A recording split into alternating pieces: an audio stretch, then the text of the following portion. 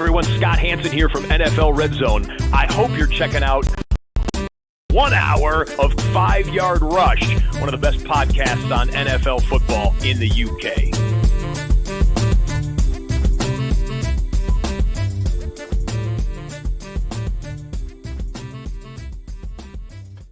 What is happening, Rush Nation? We are back. We are back with another Fantasy League explainer, and this time we're doing the JTT Cup. It is a Friday. Happy Friday. This is a pre-record, so any questions in the chat I won't see. Make sure you send them to me on social or write them in the comments below, and I'll pick them up if you're watching this on the YouTube.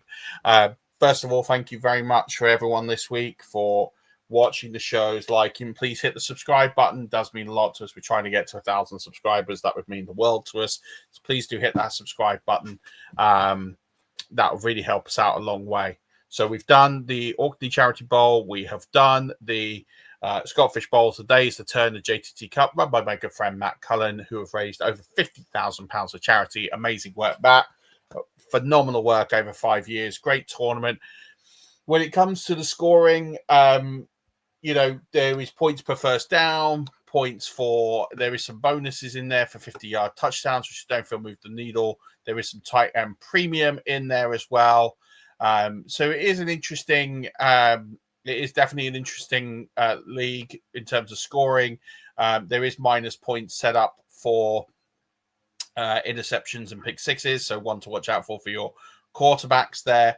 Now, there are some extra bonuses I haven't put in here, which is 200-yard rushing games, 200-yard receiving games, 400-yard passing games. And there is a reason for that. In 2024, there was just 2 200-yard rushing games in the entire season.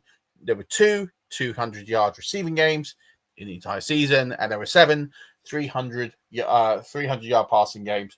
So those bonuses really don't move the needle. It is a little element of luck to project those. So I've left those out of these projections because all in all, we're talking about a very limited handful of points. The most anyone's getting is 4 for the passing and 2 for the receiving or the rushing. So it's not moving the needle too much, as you're going to kind of see here in this scoring. This is based off of my projections. You can get access to these projections by buying the Fantasy Football Playbook off of Amazon. Link is below, as well as also subscribe to our Patreon, 5yardrush.com/ or patreon.com/5yardrush. Let's get that one right. Let's get into the scoring. Let's look and analyze it. As you can see here, total point scoring.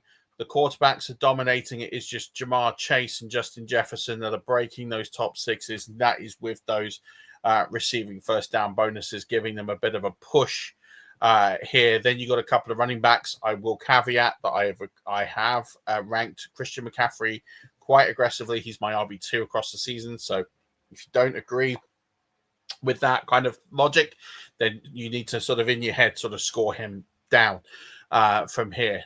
Tight ends, you see Brock Bowers makes an appearance, but really the tight ends aren't cutting the top 30, 40 in scoring. George Kittle is next at number 39. So really you're looking at this is quarterbacks are heavily premiumed here, despite the minus charges on interceptions and pick sixes. So there is that need of a super flex to get those 2 quarterbacks and do that in this league. Well, I think it's a 1 quarterback league, actually. No, it is a sort of flex. I was starting to confuse myself there. So you want to get those quarterbacks early and often in the rounds, but then you do want to try and get one of these premium players up and early to anchor that. So QB, then a wide receiver or running back, followed by maybe another QB. Could be quite an ideal start. If you want to wait a little bit on QB, the scoring does sort of flatten out a bit. That kind of makes sense too. If we go into the positional filters, and again, you'll need to kind of make your own copies of this sort of public scoring sheet in order to make the most of this sheet. I don't know why. Let me just change over to the right one. It had me on the viewing on the wrong profile because I have multiple profiles. So let's get the right one up. Horrible.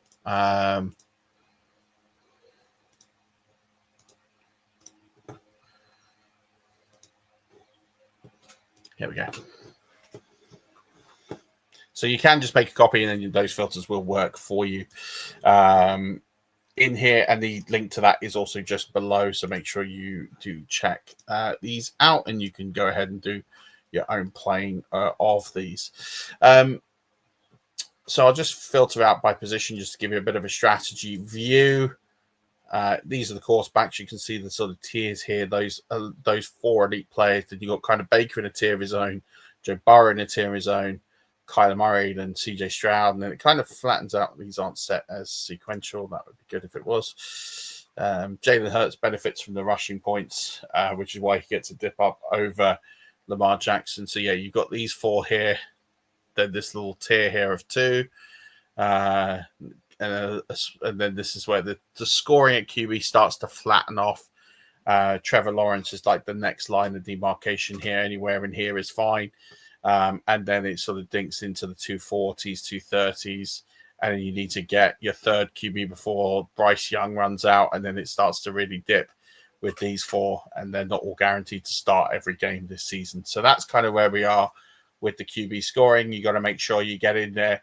Try and get one of these elite 4, worst case 6, then try and come up and get one of these. And if you can try and get a third in this range, you should be in good stead in the JTT Cup. Looking at the running back position, let's change the filter. Again, you can see here, again, it's not set. There we go. You can see here the scoring is set up in such a way that you've got a tier of 1 and sort of a little mini tier here, and then it starts to break. Bijan's in a skew of his own, and then you've got this little gap here of these 5 and 6, and then this doesn't really plateau until you get around about here, the 240, 237 mark. But then you're still getting these little gaps. So it's quite easy to see where the tier breaks are until you're getting around the 140 to 130. Then it really does flatten out. Even then, it's still jumping in little parts as well. So you need to get your RB situation. There isn't as much plateau in this scoring because of those first downs. You need to be sure that you're getting a lot of these premium running backs quite early on. It's going to drive the value and the price of them up. As a result, if anybody has done the homework on the scoring. As you see here with wide receiver, you've got 5 over 100. You've got, again, chasing his own tier. And you've got a little cluster here of Jefferson and Amon-Ra St. Brown. And then you've got Nakua and Lamb. Then you've got this next tier of Brown, Neighbors, Evans. And again, but this does flatten out a lot more. So this is a much easier group to sort of weight at the position when it comes to tiers. So you can draw your lines across when you make your own copy of this. You just save and make a copy just here. You'll be able to do this and then just be able to start drawing lines of where these are. So it is pretty straightforward in terms of the positional construction because there are some real tier gaps and the first downs really drive that. But it seems that tight end is wide receiver is a lot deeper. So you can wait on wide receiver once you've got your elite 1 or 2 on board and then hit them late in the draft because there's a lot of good options there. Tight end is interesting. Bowers is kind of in a tier of his own, and McBride and Kittle kind of sit there in a tier. And then you've got this sort of tier in the 260s, 250s. Evan Ingram on his own. Then you got this little tier of Andrews and Warren. I have Warren aggressively ranked, FYI. You could even throw Ferguson in this, and then you go this sort of next tier, and then you got these tiers here. And then it does steady off once you get round to this sort of range. You start to see it being quite consistent. So again, if you need multiple tight ends, you're going to need to get them probably before the end of this sort of realm. This is kind of where you need to be getting your tight ends, and you need to get 2 in here, maybe even 3. So again, this is a position you're going to need to go and address early as opposed to having to just wait on it because you could be in real trouble. So if you think of your roster construction, you're going to need at least 2, if not 3 of those QBs. You're going to need tight end, at least 2, and you're going to need 2 to 4 of those running backs in that range that we've shown. So wide receiver is going to be one that's kind of going to be left late. That's where I feel the optimal strategy is because there's less of a sort of a tier drop or tier gap. So that's where I see there being some optimal strategy. When I'm thinking of the late rounds, my late rounds, I'll be structuring and targeting those wide receivers that have got significant upside, those spike weeks, the players like Marcus Valdes-Scantling, like the Westbrook-Akeen. The guys last year had those really big spike weeks. Rashad Bateman is a good one as well, who's consistently probably not going to make the big headlines, but he has got those splash weeks in him, and those are the kind of players you want to target late in your draft. It is a very deep draft; it goes on late. The kicker and defensive scoring is relatively flat. In JTT, it's very standard, so you're not going to struggle picking up your players in there. It's just very standard kicker and DST scoring. So I haven't put them in here because it's just like every other site you can just go and view. I would be prepared to wait quite late on those. You don't want to get onto the end of a run, but if you've read the Fantasy Football Playbook, you can kind of see what I mean by DST and kicker don't really make a big needle change for you. So don't overdraft them. Just pick values towards the end. Keep filling your team. And then you'll get to the point at the end of this draft, because it is so long that it will be very difficult to pick players. You just got to find guys on the sheet. This is where having access to this video, there's over 400 players in this sheet. You're not going to run out of players to draft here. So, there's 438 players in here that I've ranked, and that's before the kickers and the DSTs. So you're looking at over 500 players. So there is plenty here to be able to differentiate those late drafts. That's why I think the scoring sheet will come in handy. It will allow you to just get this out from under your feet and allow you to really align. That's going to do it for this show.